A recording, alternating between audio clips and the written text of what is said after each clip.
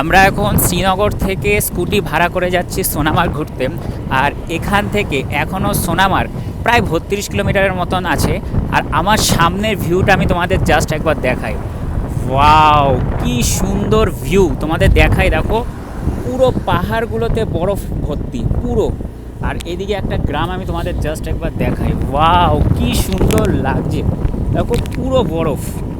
আর এই আমার ডান সাইডের পাহাড়গুলোতে যতটা বরফ জমেছে, আমি যদি বাদিকে দেখাই সেরকম বরফ কিছুই জমেনি। বাদ বাকি সামনের ভিউটা কিন্তু ভীষণ সুন্দর। একটা টার্নিং আসছে তোমাদের দেখায়, হেভি হেভি সুন্দর বলতে পারো ভিউ। আর তার মধ্যে সূর্যের আলোটা পাহাড়ের গায়ে পড়ছে, আরও বেশি ভালো লাগছে। মানে আমার কাছে এটা কিন্তু একটা মেমোরেবল জার্নি হয়ে সারা জীবন থাকবে। কাশ্মীরের আগের বার এসেছিলাম, তবে এত সুন্দর ভিউ পাইনি এবারে যতটা পাচ্ছি। ওয়াও, কি সুন্দর দেখাই। দেখো নিচে তো পুরো বরফ, হেভি হেভি সুন্দর লাগছে। ওয়াও, মনে হয় আমি কোনো স্বর্গে আছি। সত্যি আমাদের ভারতবর্ষে কাশ্মীরকে কিন্তু ভূস্বর্গ এমনি এমনি বলা হয় না। ওয়াও, হেভি সুন্দর হেভি সুন্দর লাগছে।